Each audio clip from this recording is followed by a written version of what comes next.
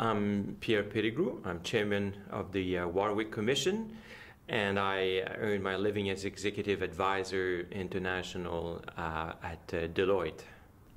Oh, I've always been fascinated by trade relations. That's what I studied when I went to university.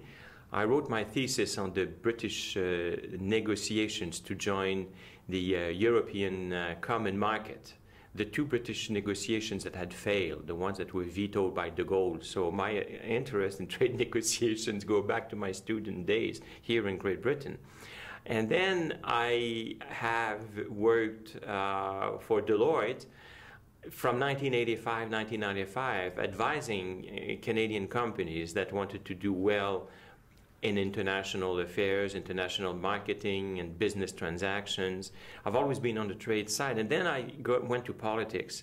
And as a minister, actually I'm very blessed because I was the first Canadian to be Minister of International Development, Minister of International Trade, and Foreign Minister. So I've done the three international jobs in the Canadian government over a period of 7 of the 10 years I was in the government. And in my years as trade minister, I participated in 3 ministerial conferences of the WTO. I was in Seattle. I survived the Battle of Seattle. In Seattle, I was chairman of the working group on implementation issues. Then I was in Doha, and there again I was a facilitator, one of those we call the Friends of the Chair. And then I facilitated the Singapore issues, what we call the new issues that have been there for a long time, but we still call them the new issues.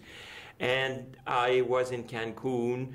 There again, I was asked to be one of the facilitators, and I chaired again the Singapore issues. So and then I'm back at Deloitte and still doing international trade things for clients. As you know, the WTO still works on what we call consensus, but which is more than consensus. It is really unanimity.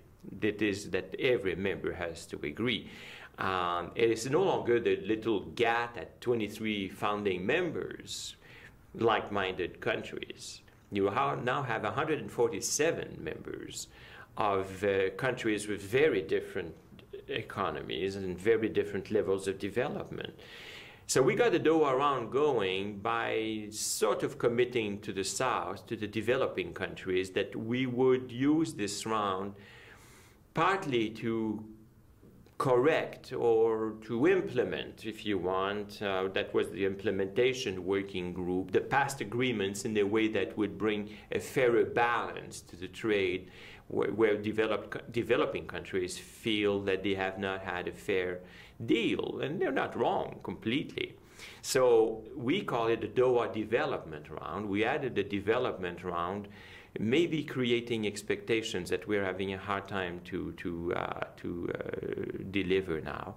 But I am following it very closely. I have a strong leader in Pascal Lamy as Director General.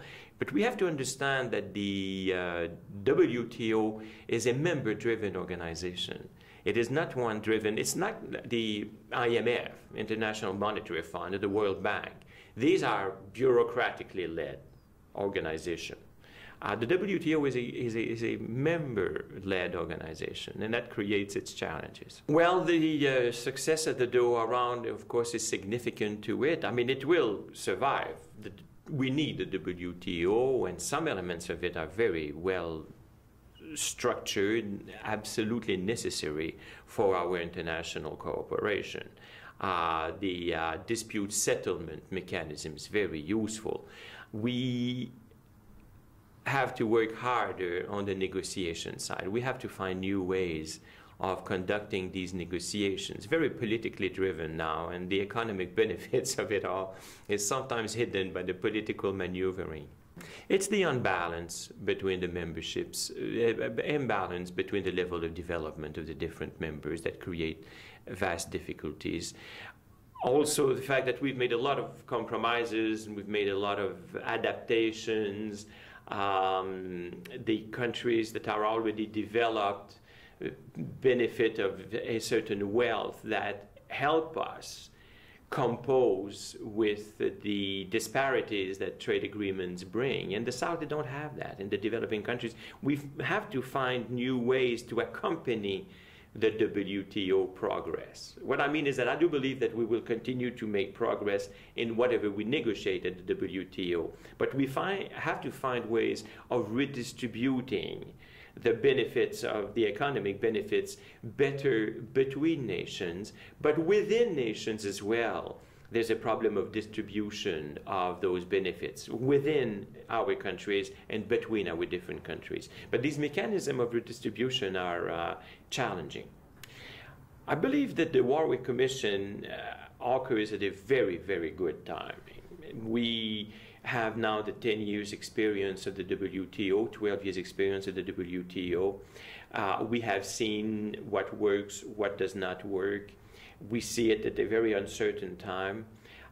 What I appreciate of this Warwick Commission is the mix of people we have there. We have practitioners and we have academics. And I find that this mix between those who think about it and those who have to implement it and live with the consequences, it's a very good mix. So I am confident that we will be able to do very good work over the course of the next year and produce a solid report by December 2007. I do believe it will be a very useful report that will help people to find a way forward. It is the most beautiful organization, the WTO. I mean, I know it has a bad name with a lot of people. It's exaggerated. First of all, we exaggerate the power of the WTO. It's not that powerful an organization. It's a beautiful tool. It is, in my view, if I count the whole GATT WTO system, it was the weakest of the international institutions we created in the end in 1947, after the International Trade Organization failed to be ratified. We created the GATT as the weakest sisters, if you compare to the other Bretton Woods institution. In the end, it is an institution that has had far more effect and far more impact, because there is something extraordinary about a member-driven organization where cooperation is at the heart of it, and where we end up creating an extraordinary solidarity between trade ministers. I mean, I remember my 5 years as Canada's trade minister as the best years of my career because of this tough negotiations between the countries. But I mean, you may hire someone for 24 hours, or we're going to say 24 hours, 24 months sometimes on an issue. And then, you know, it's like this Stockholm syndrome, you become very good friends. And so this is too good to let go. The WTO is so useful on so many grounds, as a lieu for negotiating, as a way for developing rules, so important for the smaller countries. A country like Canada needs rules so that it is not only the most powerful that wins all the time. And if it is true for Canada, it is even more true for developing countries. We need rules to make sure that it's not always the bigger and the stronger that carries the day. And dispute settlement.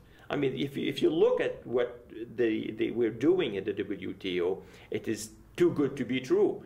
But we need a way forward to make sure that it lives up to the challenges we're just describing. I have high hopes for a report that will be creative, forward-looking, helpful, pragmatic, and able to resolve some of the tough issues that we've been encountering in Seattle. Because many people do believe that it is the NGOs that have derailed the WTO. I don't believe that. I mean, public opinion in general remains pretty loyal, I think, to the benefits of trade and all that. The problem of the challenges and the failures we've had has not been, I know the NGO like to say it's been our victory.